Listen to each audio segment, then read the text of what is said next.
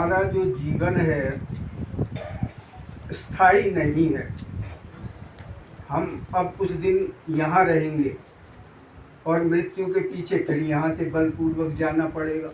अपनी इच्छा से नहीं रह सकते। कुछ दिन हम यहाँ रहते हैं और मरने के पीछे फिर ये छोड़ना पड़ता है। फिर परलोक में सुख दुख भोगना पड़ता है, जैसे कर्म है। फिर वहाँ से भी फिर यहीं आते हैं। पशु भी बन सकते हैं, मनुष्य भी बन सकते हैं, देव भी बन सकते हैं, वो कर्मों के आधार पर है। इस संबंध में एक दृष्टांत आता है। भारत में एक पहले राज ऋषि हुए हैं जिनका नाम था दुष्यंत। दुष्यंत के पुत्र हुए हैं भरत। भरत एक प्रसिद्ध राजा है। तो वो समय पर राज कार्य करते हुए अंत में वानप्रस्थ लेते थे। हमारे यहाँ भारत में सभी प्राय वानप्रस्थ आश्रम में जाते थे अंतिम समय में। तो ये राजा राज्य छोड़ करके, पुत्र को राज्य दे करके और वानप्रस्थ ग्रहण कर लिया। वानप्रस्थ में जहाँ ये जिस नदी के पास में रहते थे, वहाँ एक दिन जब ये पूजा पाठ कर रहे थे, उसी समय एक हिरणी आई। हिरणी जो थी मृगी, वो गर्भवती थी। ऐसा संयोग बना कि उधर से एक सिंह ने गर्जना की। सिंह की गर्जना से वो भयभीत हुई और भागी अपने आत्मरक्षा के लिए। तो जब वो भागी तो वो क्योंकि गर्भवती थी और प्रसव जो था वो निकट में होने वाला था, तो उसी अवस्था में भय के कारण से उसका प्रसव हो गया। वो जो बालक था, बच्चा जो हिरण का था, वो वही नदी में बह गया। और राजा देख रहे थे। तो राजा ने देख करके अपना पूजा पाठ छोड़ करके दया के कारण से वो उस मृग को पानी से निकाल लिया। निकाल करके उसकी पास में उसकी देखभाल की, उसी को खिलाते थे, उसकी देखभाल करते थे। तो करते करते क्या हुआ, फिर उनको उसमें आसक्ति होगी। आसक्ति का अर्थ होता है राग।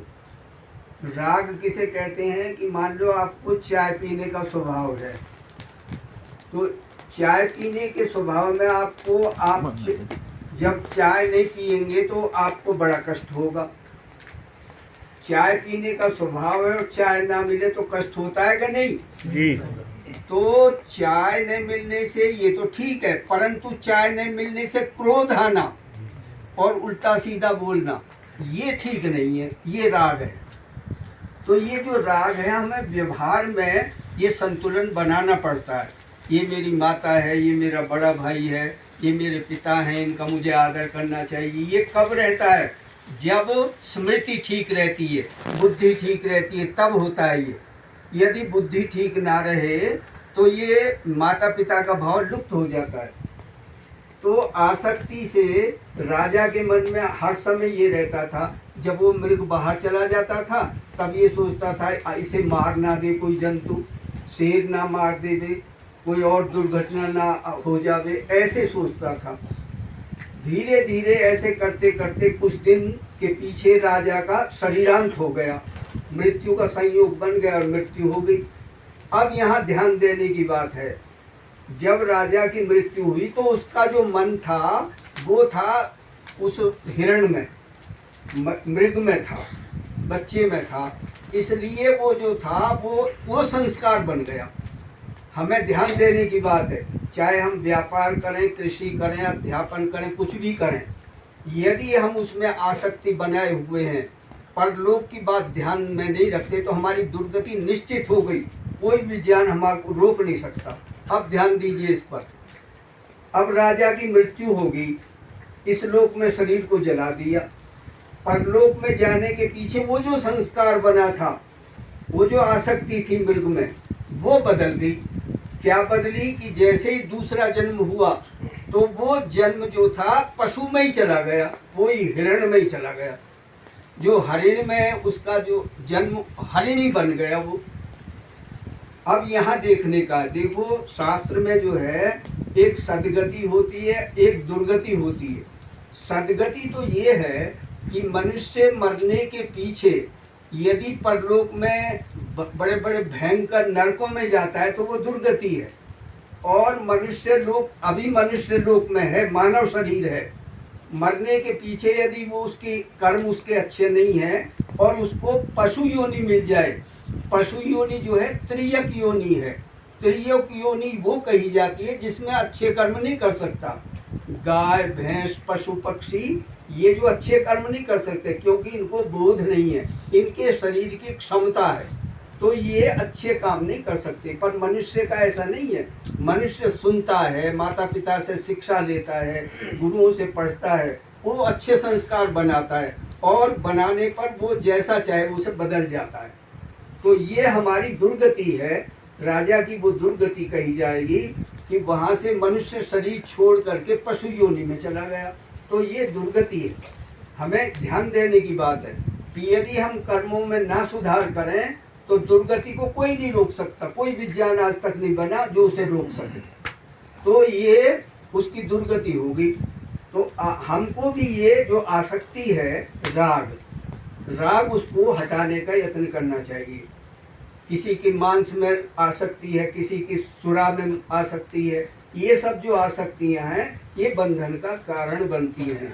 तो राग द्वेष में इंद्रियस्य इंद्रियस्यार्थे राग द्वेषौ व्यवस्थितौ तयोर्न वशमागच्छेत् तौ ह्यस्य परिपन्थिनौ। इसमें ये बताया है प्रत्येक इंद्रिय में, माने रसना में खट्टे मीठे रस जो हम जीवा के द्वारा ग्रहण करते हैं वो रस हैं, तो ये भी एक रस की भी आसक्ति होती है और चक्षु की भी आसक्ति होती है। तो ये जो एक इंद्रिय का एक विषय है उसमें हमारी जो आसक्ति है वो राग द्वेष कहलाता है। वो इस जीवात्मा के, इस मनुष्य शरीर के वो शत्रु हैं। कैसे शत्रु हैं? जैसे कोई यात्री यात्रा कर रहा हो और बीच में लुटेरे चोर डकैत वो कहीं छिपे हुए बैठे हुए हों तो वो वार करते हैं और उसका छीन लेते हैं जो उसका सामान होता है। जो गति उसकी होती है, जो वहाँ वो लुटेरे उसका सामान लूटते हैं, ऐसे ही हमारे शरीर में भी लुटेरे हैं। तो वो लुटेरे यदि हम सावधान ना रहें तो हमारी जितनी भी शक्ति है वो सब लुट जाती है। तो लूटने का ध्यान देने की बात है। ऐसा नहीं है कि आप कुछ भी नहीं करोगे ऐसे ही बदल जाओगे, अच्छे ही जन्म मिल जाएगा, ऐसा नहीं है। बहुत परिश्रम करके मानव शरीर मिल जाए ये भी सरल बात नहीं है, कठिन है वो। तो ये यहाँ पर राजा की बात कही गई। राजा महाराजा थे और अच्छे काम भी किए उन्होंने, अंत में तपस्या भी की, परंतु फिर भी मृग की आसक्ति के कारण से वो मृग में शरीर बन गया। हमारा भी ऐसे बनता है, बन सकता है, रोक नहीं सकता। तो ये हमें ध्यान देने की बात है कि ये जो राग द्वेष हैं इनको कम करना चाहिए। एक दृष्टांत दिया जाता है कमल का फूल, पद्म पत्र से इव अम्भसा। जो कमल का फूल है वो जल में ही उत्पन्न होता है, परंतु जल का जो भाव है जल से वो गीला नहीं होता, वैसे उसमें आसक्त नहीं होता। जल अलग रहता है और कमल अलग रहता है कि नहीं? जी। कमल और जल में भेद रहता है। तो वो एक उदाहरण है। तो शास्त्रकार कहते हैं कि जैसे कमल जो है जल में उत्पन्न होता है, उसी में रहता है और उसी में निरासक्त भी रहता है, किसी से आसक्ति नहीं, जल से आसक्ति नहीं है। ऐसे ही गृहस्थ आश्रम में रह करके भी काम सारे करो, कर्तव्य कर्म करो, किंतु जो आसक्ति है, धन की आसक्ति, दूसरी आसक्ति, दूसरे जो द्वेष हैं उनको हटाने का यत्न करना चाहिए। यदि ऐसा नहीं करोगे तो बहुत बड़े संकट में पड़ जाओगे, वो दुर्गति कहलाती है। तो ये बहुत बड़ी दुर्गति है जिससे हमारा बचाव नहीं होता कि हम बहुत सी बातें करते हैं और मृत्यु को पीछे टालते जाते हैं, ऐसा समझते हैं कि हम यहीं रहेंगे ऐसे ही। ऐसा नहीं है, हमें कुछ दिन के लिए समय मिला है, उसी में हमको गृहस्थ का भी करना है, संतान का भरण पोषण भी करना है और अपने भी कर्तव्य उत्तरदायित्व तो निभाने। साथ में एक बात है, अपने मन को शांत बना करके आसक्ति को हटाने का यत्न भी करना है। यही समय है, 24 घंटे होते हैं दिन रात में, 24 ही होते हैं, जी, तो जी। 25वां घंटा किसी को नहीं मिलता। अब भी हमको 24 ही घंटे मिलते हैं, जब से प्रातःकाल से लेकर के सोने तक बस 24 ही घंटे मिलते हैं, 25वां घंटा किसी को नहीं मिलता। तो इसलिए समय निश्चित है, मृत्यु का भी समय निश्चित है। एक कठिनाई ये होती है कि जब व्यक्ति प्रमाद करता है, परलोक का ध्यान नहीं करता, तो वो उसकी ये दुर्गति होती है, वो मरना नहीं चाहता, पर बलपूर्वक यमराज के दूत खींचते हैं उसे, न चाहते हुए भी जाना पड़ता है। वो रोता है, चिल्लाता है, और उसके जो भाई बंधु हैं वो भी चिल्लाते हैं। तो मृत्यु हमको जगाएगी आगे जा कर के। मृत्यु जगाने से पहले हमको जागना है। ये हमारी जो यहाँ पर गुरु पूर्णिमा से का तात्पर्य ये है कि तुम अंधेरे में मत रहो। मृत्यु तुमको समय पर जगाए, उससे पहले तुम स्वयं जाग जाओ। स्वयं जाग जाओगे तब सुख रहेगा। और यदि पड़े रहोगे ऐसे ही आलस्य में, अपने कर्तव्य का पालन नहीं करोगे, तो दुर्गति होगी। ये यहाँ राजा की घटना से बात है।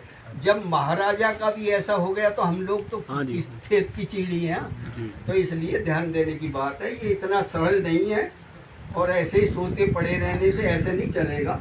तो इतना मुझे संक्षेप में कहना था। वैसे उपदेश का बहुत उत्तरदायित्व होता है, वो कहने वाला भी अधिकारी चाहिए और सुनने वाला भी अधिकारी चाहिए। सब उपदेश नहीं दिया करते। इतना ही पर्याप्त है। इन बातों पर ध्यान देना। समिति होगी।